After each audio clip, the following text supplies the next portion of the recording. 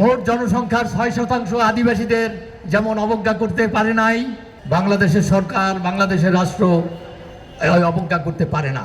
সরকারিভাবে যদি জাতিসংঘে গিয়ে যোগদান করতে পারেন, তাহলে বাংলাদেশে সরকারিভাবে এটা পালন করতে অসুবিধা কোথায়? একটা বর্ণবাদী ধারণা থেকে যে আদিবাসীদের স্বীকৃতি না দিলে আদিবাসীরা আদিবাসী থাকবে না। দেশের মানুষকে প্রতিদিন সুরক্ষিত রাখার প্রত্যয় নিয়ে সেফটি কেবলস সহ এলো সেফ সিলিং ফ্যান। আদিবাসীদের একটি ঘোষণাপত্র এটি গৃহীত হয়েছে। ILO কনভেনশন 107, 107, 169 অনেক আগে জাতিসংঘে অনুমোদিত হয়েছে।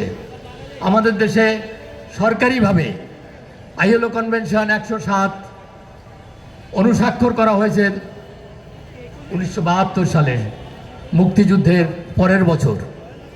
কিন্তু এগুলো সেই কনভেনশনের যে শর্তগুলো পূরণ করার জন্যে যে কাজগুলো করা দরকার, যে বিধিবিধান, আইন সংস্কার এবং আদিবাসীদের যে অধিকারের স্বীকৃতি, সেটা দেওয়া হয় নাই। জাতিসংঘে প্রতি বছর মাসব্যাপী আদিবাসীদের সমস্যাগুলো সমস্ত দেশের, পৃথিবীর সমস্ত আদিবাসীদের প্রতিনিধিদের সমন্বয়ে একটি বিশেষ অধিবেশন অনুষ্ঠিত হয়। 2 বছর আগে আমার সুযোগ হয়েছিল এই অধিবেশনে যোগদান করার।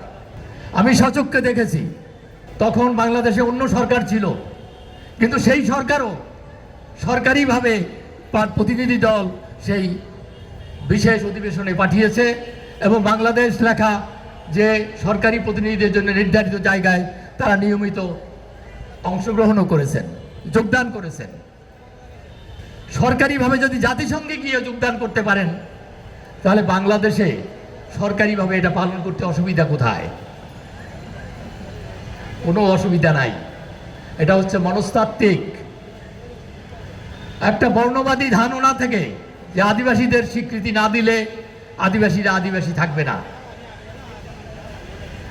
বাংলাদেশে 40 লক্ষাধিক আদিবাসী সম্প্রদায়ের মানুষ বাস করেন। জাতিসংঘ এই পৃথিবীর মোট জনসংখ্যার 6% আদিবাসীদের যেমন অবজ্ঞা করতে পারে নাই, বাংলাদেশের সরকার, বাংলাদেশের রাষ্ট্র অবজ্ঞা করতে পারে না। কোনো অধিকার নেই। যেখানে সংবিধানে আমরা অঙ্গীকার করেছি সকল নাগরিকের সমান অধিকার, সব ক্ষেত্রে তার শিক্ষার অধিকার, তার স্বাস্থ্যের অধিকার, তার ভূমির অধিকার, তার নিরাপত্তার অধিকার, তার মৌলিক অধিকার প্রত্যেক নাগরিকের জন্য সমান। সেক্ষেত্রে এই 40 লক্ষাধিক আদিবাসী সম্প্রদায়ের মানুষের যে অধিকারগুলো, সেগুলো সুরক্ষিত করার জন্যে যে বিশেষ আইন, বিশেষ বিধান, আইনের সংস্কার এবং বিশেষ প্রতিষ্ঠান দরকার, সেগুলো সৃষ্টি করতে এত অনীহা কেন? আমি গত 40-45 বছর এই দেশের সাধারণ কৃষক, প্রান্তিক কৃষক, গরিব কৃষক এবং বাঙালি কৃষকদের মধ্যে কাজ করেছি। আদিবাসী বন্ধুদের সাথে আমি গত 3 দশক কাজ করছি। আমি কোনো সাধারণ কৃষক, একজন সাধারণ নাগরিক, বাংলাদেশের আদিবাসী, তাকে আমি বলতে শুনি নাই যে আদিবাসীদের অধিকার দেওয়া যাবে না, দিলে আমাদের এই ক্ষতি হয়ে যাবে, বা সংখ্যালঘু সম্প্রদায়ের এই অধিকার দেওয়া যাবে না।